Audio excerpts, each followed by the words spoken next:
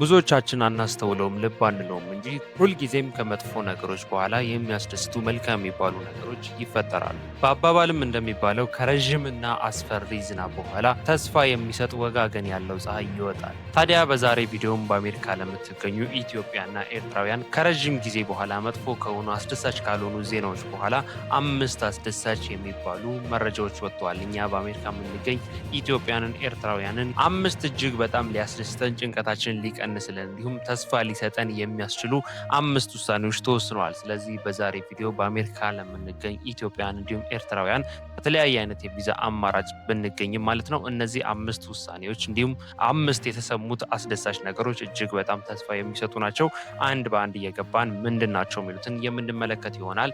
Big immigration updates for March 2026. The latest visa bulletin shows major progress that could move many applicants closer to a green card. ሙሉ ቪዲዮውን መከታተላችሁ እንዳትረሱ፣ ምክንያቱም እጅግ በጣም ስለሚመለከታችሁ ማለት ነው። ነገር ግን ከዛ በፊት እኔን ለማታውቁኝ ሰዎች ጆሲ ይባላለሁ። እንደዚህ አይነት ከስራ ጋር ከቪዛ ጋር እንዲሁም ከዩኤስ ኢሚግሬሽን ጋር የተገናኙ ቪዲዮዎች ነው ማዘጋጀው። ስለዚህ እንደዚህ አይነት ቪዲዮዎችን ማግኘት የምትፈልጉ በአሜሪካ የምትገኙ ኢትዮጵያን በግሪን ካርድ በአሳይለም እንዲሁም በተለያየ አይነት የቪዛ አማራጭ በአሜሪካ የምትገኙ ኢትዮጵያን ቻናሉን ሰብስክራይብ ማድረጋችሁን እንዳትረሱ። ቪዲዮም ከመጀመሩ በፊት ሁላችሁም ላይክ ያደረጋችሁ መጀመራችሁ እንዳትረሱ። ወደ ጉዳያችን ንግባ። የእነዚህን ዌብሳይቶች ሊንክ ዲስክሪፕሽን ቦክስ ውስጥ እና የኮሜንት መጀመሪያ ላይ ያስቀምጥላችኋለሁ።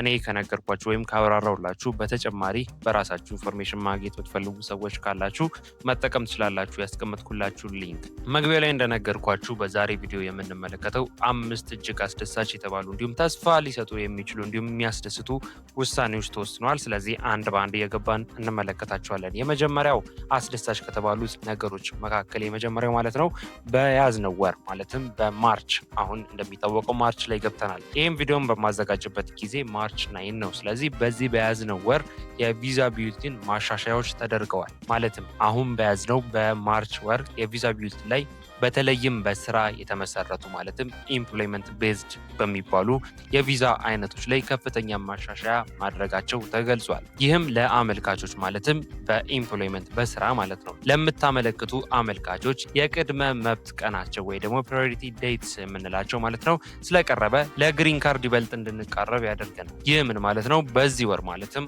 አሁን በያዝነው በማርች ወር ማለት ነው የወጣው የቪዛ ቢዩቲን ነምበር ከፍተኛ እንደሆነ ተገልጿል ወይም ማሻሻያ እንደተደረገበትና ለውጥ እንዳሳየ ተገልጿል። ስለዚህም በኢምፕሎይመንት ቤዝድ ቪዛ አይነቶች ላይ ከፍተኛ የሆነ ማሻሻያ እንዳደረጉና በዚህም ወር የሚታይ ለውጥ እንደሆነ ተገልጿል። ስለዚህ በኢምፕሎይመንት ቤዝ የቪዛ አይነቶች የምትገኙ ኢትዮጵያኖች እንዲሁም ኤርትራውያኖች ለግሪን ካርድ ይበልጥ የቀረባችሁበት ጊዜ መሆኑ ተገልጿል። ስለዚህ በዚህ ወር እጅግ በጣም አስደሳችና የመጀመሪያው አሪፍ የሚባለው መግለጫ ቪዛ ቢዩቲን ነምበር በማርች ወር ከፍተኛ የሆነ ማሻሻያ መደረጉን እንዲሁም ለግሪን ካርድም ያለው ተስፋ የምትመለከቱት ነው። One of the most encouraging updates comes from the March Visa Bulletin, which shows noticeable progress in several immigration categories. Many applicants, especially those in employment-based visa categories, are seeing significant movement in their priority dates. በሁለተኛ ደረጃ የአሰራር ለውጥ ተደርጓል። በቤተሰብና በስራ ላይ የተመሰረቱ ቪዛ አመልካቾች ማለትም በቤተሰብ ማለት በፋሚሊ ማለት ነው ፋሚሊ ቤዝ እንዲሁም ደግሞ ኢምፕሎይመንት ቤዝ በስራና በፋሚሊ የተመሰረቱ የቪዛ አመልካቾች ዴት ኦፍ ፊሊንግ የሚባለውን ሰንጠረዥ መጠቀም እንዲችሉ ተፈቅዷል። ይህ ምን ማለት ነው? እንደነገርኳችሁ በቤተሰብ እንዲሁም በስራ የተመሰረቱ በቤተሰብና በስራ ላይ የተመሰረቱ የቪዛ አመልካቾች ዴት ኦፍ ፊሊንግ የሚባለውን ሰንጠረዥ መጠቀም ይችላሉ። ይህም በአሜሪካ ውስጥ ያሉ ሰዎች የመኖሪያ ፍቃድ ማስተካከያ ወይም አጀስትመንት ኦፍ ስታተስ ማመልከቻቸውን ቀድመው እንዲያስገቡ እንደሚረዳ ተገልጿል። ይህ ምን ማለት ነው? ማንኛውም በአሜሪካ የሚገኝ ሰው በቤተሰብም ሆነ በስራ አማራጭ ማለት ነው የሚገኝ እንዲሁም ደግሞ በአሜሪካ እየተገኘ አጀስትመንት ኦፍ ስታተስ ወይም አጀስትመንት ማድረግ ከፈለገ የመኖሪያ ፍቃድ ማሻሻያ ሊሆን ይችላል ወይም አጠቃላይ ያለውን ስታተስ አጀስት ማድረግ ከፈለገ ዴት ኦፍ ፊሊንግ የሚባለውን ሰንጠረዥ በመጠቀም ማለትም መቼ ቀን ላይ መሙላት እችላለሁ፣ መቼ ቀን መሙላት የለብኝ የሚሉትን ዴት ኦፍ ፊሊንግ የሚባለውን ሰንጠረዥ በመጠቀም መሙላት እንዲችል አዲስ አሰራር መግለጻቸውን ወይም ማምጣታቸውን ተገልጿል። Is that both family-based and employment-based applicants are allowed to use the dates for filing chart instead of waiting for the final action date. This is great news for many applicants who are already in the United States because it allows them to file their adjustment of status application earlier. በሶስተኛ ደረጃ ወደ ሶስተኛ ሀገራት የሚደረግ ስደት መታገድን ይመለከታል። ይህ ምን ማለት ነው? በቅርቡ ስደተኞች ወደ ሶስተኛ ሀገራት ለምሳሌ ወደ ኤልሳልቫዶር ሊሆን ይችላል ወይ ደግሞ ወደ አፍሪካ ሀገራት የመላክን አሰራር የፌዴራል ዳኛ ወይም የሱፕሪም ኮርት የምንለው ዳኛ ማለት ነው ማገዳቸው ይታወቃል። ከዚህ በፊትም ቪዲዮ አዘጋጅቼላችሁ ነበር። ታዲያ ይህ አሰራር ህገ ወጥ ነው ተብሎ አሁን ላይ ይህ ሙሉ በሙሉ እየተሰራ አይደለም። ይህ ምን ማለት ነው? ማንኛውም ስደተኛ ወደ እነዚህ ወደ ነገርኳችሁ ወደ ሶስተኛ ሀገራት ወደሚባሉት አፍሪካን ጨምሮ ማለት ነው ዲፖርት አይደረግም ማለት ነው። ምክንያቱም ይህ ህገወጥ አሰራር ነው ተብሎ ተወንጅሏል ማለት ነው። ስለዚህ በሶስተኛ ደረጃ ይህ ዲፖርቴሽን ጉዳይ ሙሉ በሙሉ እንደተቋረጠ ተገልጿል በዚህ ወቅት ማለት ነው። ሌላ የሚወሰን ውሳኔ ወይም አዲስ አፕዴት ሊኖር ይችላል። ካለ ግን ተከታታይ የማደርሳችሁናል። Recently, there have been reports that some detained immigrants were being deported to third countries instead of being returned to their home countries. In some cases, immigrants from countries such as India or other regions were reportedly being sent to locations like El Salvador or certain African nations, where they could face detention in harsh prison facilities. በአራተኛ ደረጃ የዋስትና መብት መመለስ ነው ወይም ደግሞ ቦንድ የምንለው ጉዳይ ነው። ፍርድ ቤት ስደተኞች ያለ ዋስትና ለረጅም ጊዜ እንዳይታሰሩ አዲስ ውሳኔ አስተላልፏል። ይህ ምን ማለት ነው? አንድ የታሰረ ስደተኛ ከአሜሪካ ጋር ጠንካራ ትስስር ካለው ለማህበረሰቡ ስጋት ያልሆነ ከሆነ የዋስትና መብት እንዲጠበቅለት የፌዴራል ፍርድ ቤቱ ውሳኔ አስተላልፏል። ይህ ምን ማለት ነው?